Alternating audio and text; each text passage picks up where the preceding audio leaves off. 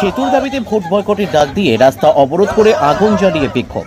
উত্তর দিনাজপুর জেলার ইসলামপুর ব্লকের ডাঙ্গাপাড়া দীর্ঘদিন থেকে একটি দোলনচা নদীর ওপরে স্থায়ী সেতুর দাবি, কিন্তু বহুবার ভোটের সময় বিভিন্ন নেতা মন্ত্রীরা আগে আসে সেতু নির্মাণের আশ্বাস দেয়, কিন্তু কোনোভাবেই সেতু নির্মাণ হয় না। তাই এবার এলাকার বাসিন্দারা ভোট বয়কটের ডাক দিয়ে ব্যানার পোস্টার ছাপিয়ে রাস্তা অবরোধ করে আগুন জ্বালিয়ে বিক্ষোভ দেখাচ্ছেন।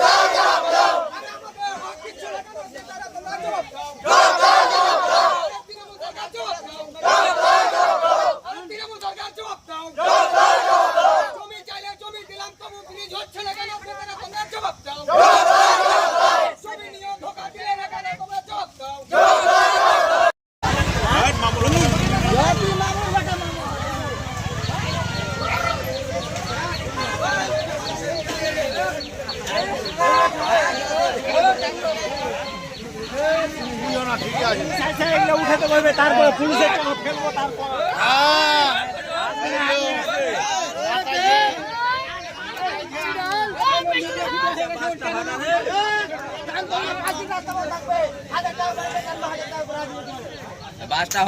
সরকার তুমি, নেতা তুমি, মন্ত্রী তুমি, আগে ভোট, আগে ব্রিজ, আগে ব্রিজ, আগে ব্রিজ, আগে ব্রিজ, আগে ব্রিজ, আগে ব্রিজ, আগে ব্রিজ, আগে ব্রিজ, আগে ব্রিজ, আগে ব্রিজ। জমি নিয়ে ধোকা দিলে কেন মন্ত্রী তুমি জবাব দাও? জমি নিয়ে ব্রিজ হলো না কেন নেতা তুমি জবাব দাও? জমি নিয়ে ব্রিজ দিচ্ছ না কেন এমএলএ তুমি জবাব দাও? মাসের পর মাস আমরা প্রতিশ্রুতি চাই না। এখানে আমার বয়স 96 বছর চলছে, মানে 1960 সালে এখানে তখন তোকে সাইটের পরে কিছু ছিল না এই উত্তর দিনাজপুরে। বলেন সমস্ত কি মনে করে সরকার? প্রত্যেকটাই আমার আপনার সরকার। আপনি বলছেন, প্রশ্ন করছেন কে আসেনি, বলতে পারবে? কোনো এমন এসডিও বিডিও ওই কানাইয়া এমন চারটা পাঁচটা গুরুত্ব দেয় না। এই যে বয়স 65 সাল থেকে নিয়ে চলছে, আমরা কি ওই পর্যায়ে লোক তোমরা এই? আর আপনি যেমন বলছেন দারোগা পুলিশ ওরা গন্ডযত যে কোনো গুন্ডা করার পরে এমনটা রাস্তা নাই, তুমি রেস্টি করে দিলাম। ভাবছে যে আমার লোক যেতে দিব না। আমি আমার নাম মনসুর আলম। এই আমার কি সম্পত্তির ওপর যে আমি গোটা পঞ্চা গ্রামের শিক্ষক অশিক্ষক ভালো ভোটই তাহলে বিষয়টা ভুল হয়েছে, তাহলে ভোট দিবেন না?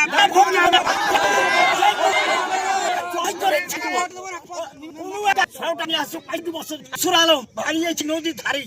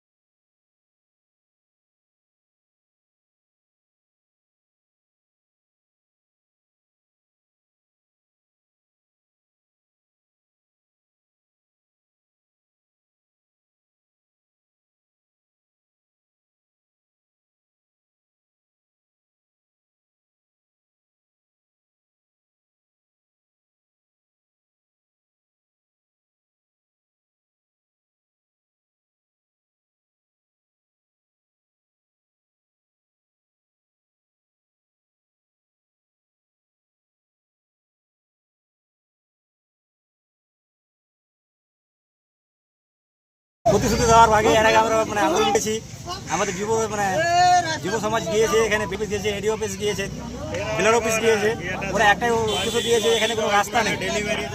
গত 2024 জানুয়ারিকে রাস্তা দিতে লাগবে, আলোচনা করা যাবে না। 3 লাখ টাকা দিলে আমরা নিজের জমি রেজিস্ট্রি করালাম দেওয়ার জন্য। 2024 এখানে বিএলআর সাহেব আসলো, 24 জানুয়ারি মাসের 15 তারিখ 20 দিনের মধ্যে আমাদের এখানে কোনো একটা খবর নাই।